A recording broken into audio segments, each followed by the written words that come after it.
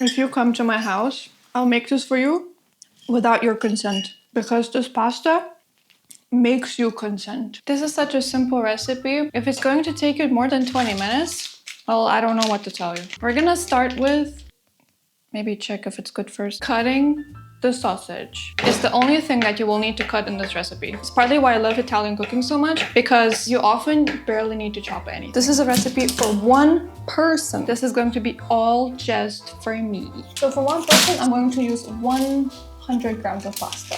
Is one pasta just 1 gram? Let's check. Let's do science. Holy crap! I don't know why, but that is so cool. So what you need is 100 pastas for one person.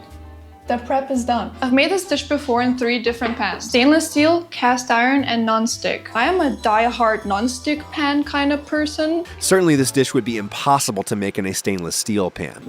Watch me. But this is one of those exceptions where a non-stick really works, because in stainless steel and cast iron, the sauce really tends to stick to the pan surface instead of the pasta, and the sauce itself burns really easily. This pasta doesn't need to burn, it just needs to deeply caramelize. I'm lightly going to fry this just to develop some flavor. It doesn't need that much time. My pasta is too big for this pan. It's just gonna float in the air. You can break it if you want. I'm not gonna call the police, but I'm not gonna do that because I like my pasta long. You can also try pressing it, but that's not gonna work. I'm going to add a splash of water into the pan so the noodles can cook just a little bit and cave in. So while this is frying, I'm going to prepare the sauce. You're gonna take pureed tomatoes. I mean, I usually need like 300 milliliters. I got it everywhere. And I'm gonna add like a tablespoon of tomato paste. We're gonna get such a concentrated flavor. Wow, this is really browning. It looks so nice. I'm gonna reduce the temperature because when I pour in the liquid, I don't want this to burn my face off. Now take hot water and pour it. Just don't do it in the plastic cup like I do. That's unhealthy and dangerous. Just don't do that, okay? Honestly, boiling in a separate pot is such an extra step that I don't want to take. I don't want to dirty an extra pot just for this. Like this works. This works every time. But first, we're gonna add apple juice. Now this is where you gotta trust the process. I'm gonna deglaze the pan with apple juice. This is like family-friendly wine. Okay. It's not trying to murder me. It's a great sign. And now I'm going to pour the first batch of tomato sauce. Easy peasy. I mean, technically you can also use regular tomatoes, but you know, this works. So why would I do it with fresh tomatoes? The tomato sauce and paste is already so concentrated. You're not gonna get as much flavor with fresh tomatoes, in my personal opinion. So why are we adding apple juice? Is it because I'm insane? Or is it because I'm insane? So in German, Wurst.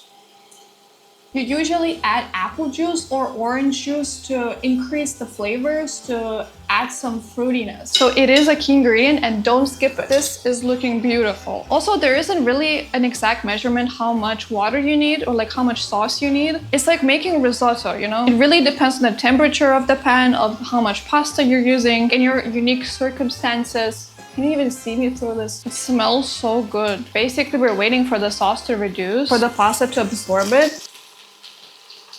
I promise this only takes you 20 minutes. In case you haven't noticed, no, I haven't added garlic yet. I haven't salted it yet. I have reasons. I always have reasons, unless I forget, but this time I don't. Tomatoes have a lot of natural glutamates, which is MSG. And when you reduce it in a sauce like this, like so much, you brown it, you caramelize it, it brings out so much flavor. We are browning, ladies and gentlemen. Looks dry as hell, so let's add more sauce. I'm barely even stirring the pasta. I'm just making sure the sauce is distributed well around all pieces of pasta so they're all cooked. Now we can also start thinking about garlic. So in normal, like traditional recipe, you add garlic at the very beginning. You fry it with olive oil and only then you add the pasta. That results in a very mild garlic flavor, because the longer you expose garlic to the heat, the less flavor it retains, less pungent it becomes. I also want to check how cooked we are, just so I know like if I need to reduce the heat or not.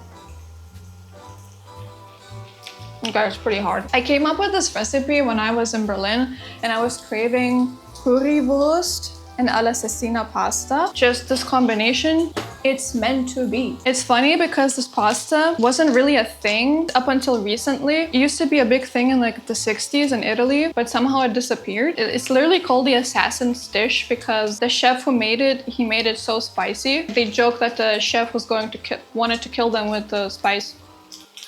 I'm so bad at telling stories. So now I'm going to make space for garlic in this little corner here, just so it can fry and not just boil, basically. I mean, you don't have to do this. You can also do this at the very beginning. It's like, but if you like garlic flavor, doing it at the end is gonna make a huge difference. I'm gonna add the sausages, curry powder, not garam masala or whatever. It needs to be cheap as curry powder. I usually do like a teaspoon. I just don't understand this. I don't know what's the science behind it, but curry powder with tomato sauce is like a match made in heaven. Paprika, it's like it brings out each other's flavors. If you add just a little bit, it doesn't just taste like curry, but it just intensifies all of the flavors going on. I'm also going to add a little bit of pepper because it's supposed to be spicy. See, and these black bits, they're fine. They're not gonna taste burnt. Don't worry about it. Now I feel more confident in measuring how much salt I need. Oh my god, this tastes so good. Everything just works so well together. By the way, fun fact, I guess, you can extract the glutamate from the tomatoes by making this like tomato water, and you can use it in all kinds of dishes where you want to add more MSG. You know what I added? Habanero chili. That thing is insane. I am going to be in pain while eating this, but it's so good.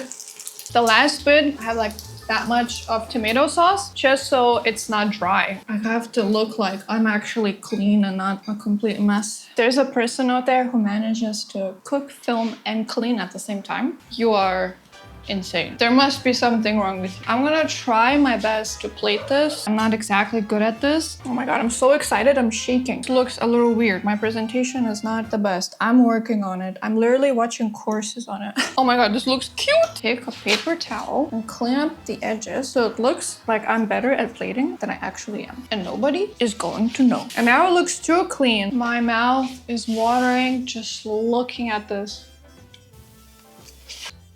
Oh my god. Every time I make this, I'm like, what the f did I just make? I need to focus right now. Oh, it's spicy. I mean, it's authentic. If it's spicy and you're about to die, it's authentic. I feel ashamed that I'm the only one eating this right now. I'm really sorry. Call the police, please. Charge me. Take me to jail. You don't deserve this kind of treatment. If you come to my house, I'll make this for you without your consent. Because this pasta makes you consent. Feeling a little bit of panic because I'm finishing it. Thank you.